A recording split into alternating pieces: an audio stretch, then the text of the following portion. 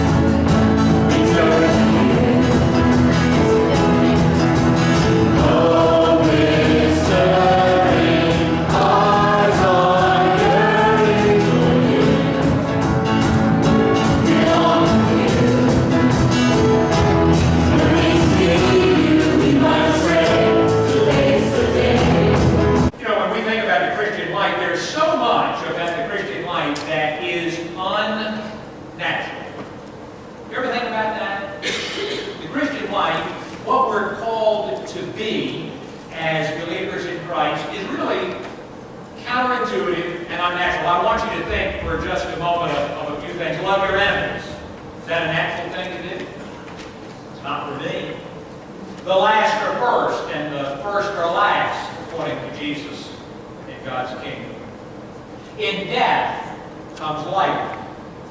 The least are the greatest. Turn the other cheek. That in losing one's life, one finds one's life. See, all of that is counterintuitive. All of that is unnatural to us. It's certainly not anything that the culture out there holds as true.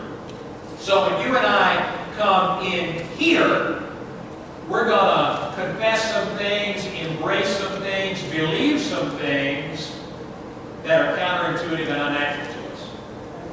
Because you and I are part of a kingdom that is not of this world. This morning, we're going to encounter one of those unnatural principles that is a part of the Christian life, and that is that in weakness, we become strong. And so in Paul's letter to the church in Corinth, in 2 Corinthians chapter 12, verses 8 through 10, Paul writes, 3 times I pleaded with the Lord to take it away from me. Now, we don't have any idea what it was. We can guess, many have. We don't know what it was that Paul wanted God to take away from him. And you know, maybe it's kind of a good thing because it allows us, with our imagination, to kind of fill in the blank, because all of us have an it. All of us have something about us, some weakness that we wish we did not have. Some of you, your it may be, you know what, I'm unqualified. That's my it. I'm fearful. I'm trapped. I'm hurt. I'm failing. I'm all that I will ever be. I'm unworthy. I'm untalented. That may be an it for some of us here this morning. Paul says, 3 times I pleaded with the Lord to take it away from me, but he said to me, my grace is sufficient for you, for my power is made perfect in weakness. Paul then says, therefore, I boast all the more gladly about my weaknesses, so that Christ's power may rest on me. That is why, for Christ's sake, and this is where it gets really counterintuitive, this is where it gets really unnatural, I delight in weaknesses.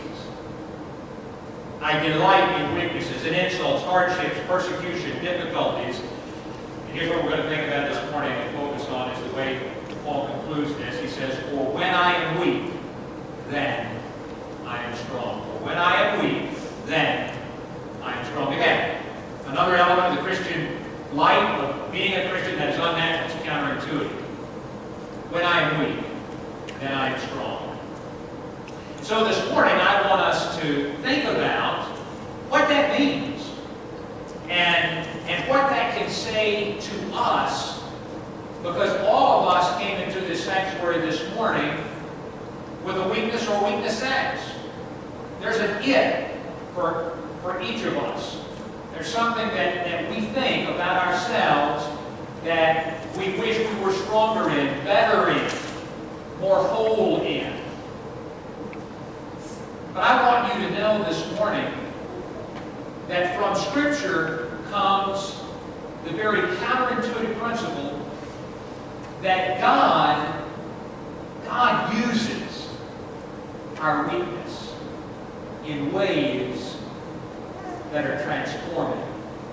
And that is why Paul says, I delight in my weaknesses. You see, you and I have a tendency to either embrace our weakness or want to replace our weakness. When you and I think about embracing our weakness, see, we can do that in a very unhealthy way.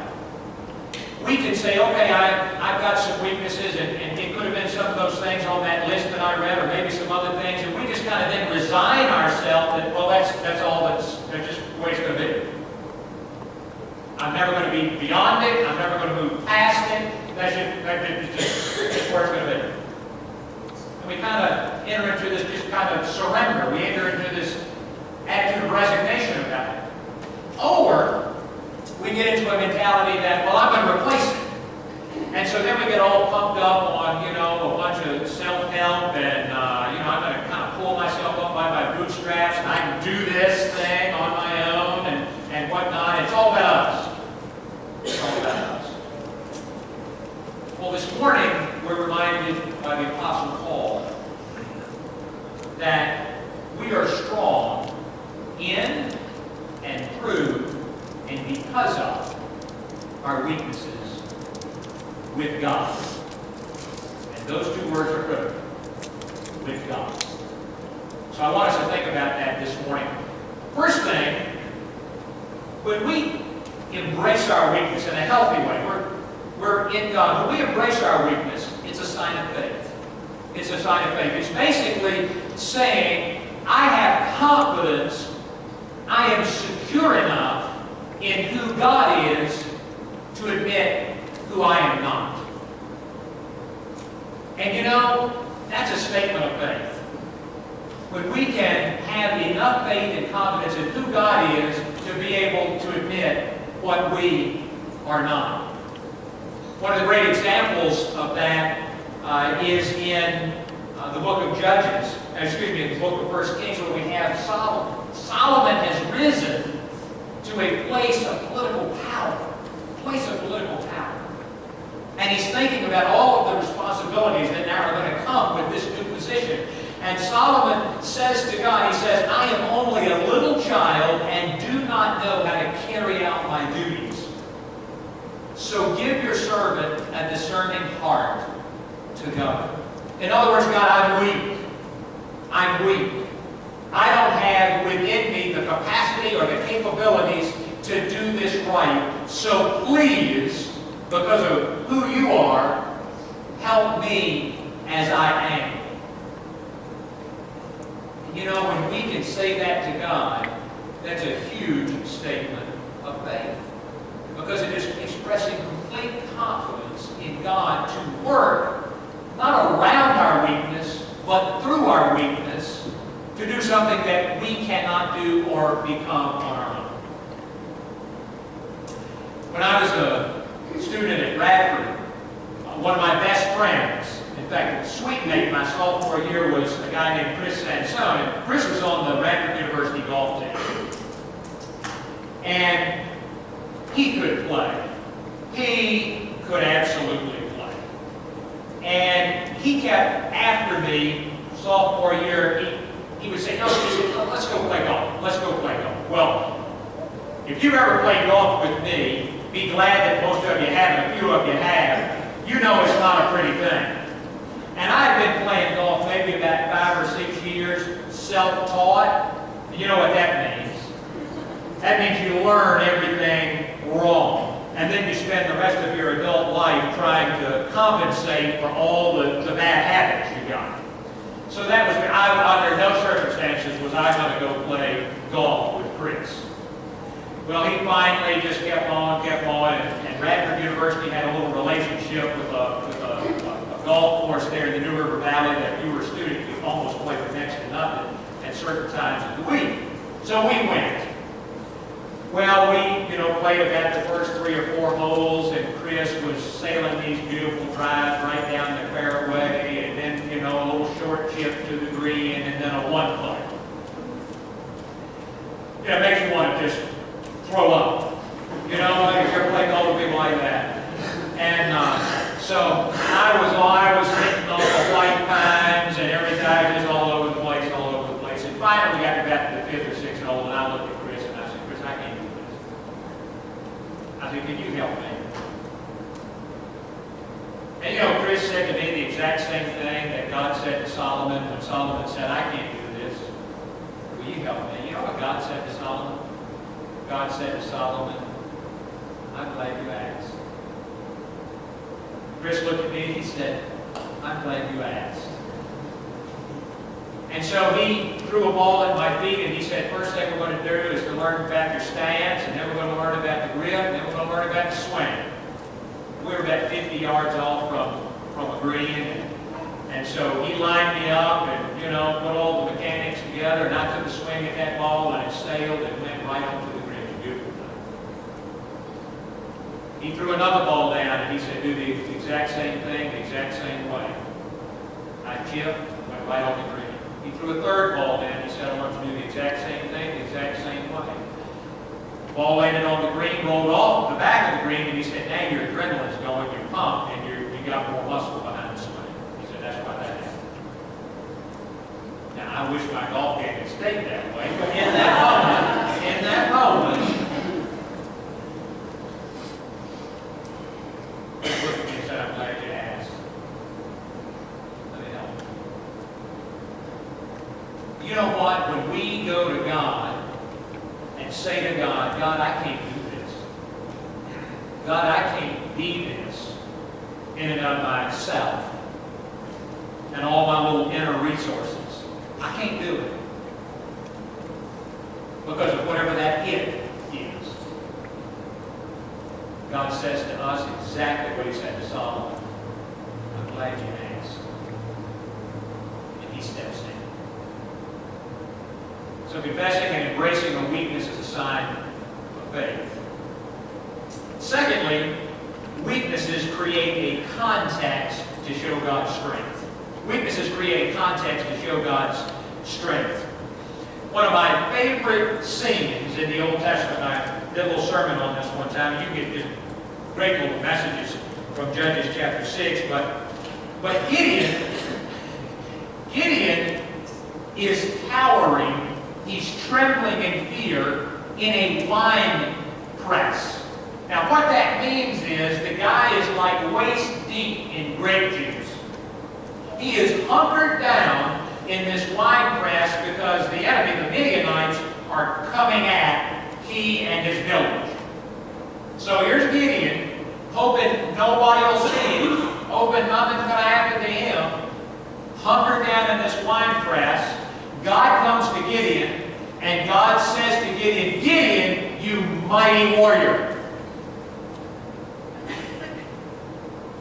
Would have been what I would have said to the guy, but that's what God said to Gideon. Gideon, you mighty warrior. You see, God always sees in us what we can't see in ourselves. God always sees the potential and the possibility even when we can't. And so he said, Gideon, you mighty warrior. And Gideon's response is, look, my clan is the weakest. My family is the weakest of the clan, and I am the weakest in my family. Now, if you didn't catch that, that's weakness, weakness, weakness. That is how Gideon thinks of himself. I'm weak, my family's weak, and the clan we're a part of is weak, and here I am in a wine vat, hunkered down. God, I'm not a mighty warrior. You know what God's response is to all of that? God says to Gideon, he says, I will be with you, and you, Gideon, you will strike down all the Midianites. a canvas upon which God paints His strength. Our weakness can be a context for God to display what He can do. On the way in this morning, I was listening to a little interview on the radio, and there was a young lady that was a marathon runner, and she was talking about running in marathons and all this kind of thing, something that, let me assure you, I cannot identify with. But she was describing all of it. But she tells today, she said, I was not athletic in high school, was not athletic in young adulthood. She said, I got to be kind of in my mid to late 20s, and she said, I decided for my own health and for other reasons, I needed to kind of do some physical activity. So she said, I just started to run. And she said, finally, after doing that just kind of on my own, she said, I decided for the very first time I was going to run, I was going to attempt a marathon in my community. And so she said, I go to the shoe store, because she said, all I had was just kind of some tennis shoes, just, you know. And she said, I want to get some running shoes to do the marathon. So she said, I go into the shoe store, there's this young shoe clerk that's there, and she says, I began to explain to him that I've been running and going to do a marathon, and I just needed a good pair of running shoes. And he started measuring my foot, and, you know, and looked at my height, weight, you know, made all those calculations. And he said, well, what is your goal? And she said, well, my goal is to just complete the thing. So where'd they go? And he said, well, know this. And she said, what he said to me that day, a shoe clerk trying on some running shoes, what he said to me that day, she said, has stuck with me all my life. He said, just know this. Blessings only come outside of your comfort zone. Amen. You see, when you and I think about our weaknesses, it's typically because we are thinking about operating outside of our comfort zone. Now here's the thing. Nowhere in the Bible has God ever called anybody to do anything within their comfort zone. Everything that God asked folk to do was outside their comfort zone, whether it was Solomon to be king, Gideon to be a mighty warrior, Moses to lead the people, Jacob to be a patriarch, Peter to be an apostle, Paul to be a missionary. Everything is outside of their comfort zone. But you know, that is where we get most blessed. That when we just simply lift up our weaknesses to God and say, I can't do that, I can't be that, I can't go there, when we begin to move out of our comfort zone because God is leading and directing us, God steps in and He says, because I am with you, yes you can, yes you will, yes you will be. Our weakness becomes the context, the canvas for which God's strength can be displayed. I think that's why Paul in 2 Corinthians said, I delight in weaknesses. But you see, that's when he saw God most. That's when God worked through him best. Third and finally, weaknesses help us relate to others. Weaknesses help us relate to others. It is in our weaknesses, it is in our brokenness that we will connect most deeply with one another and have our greatest ministry.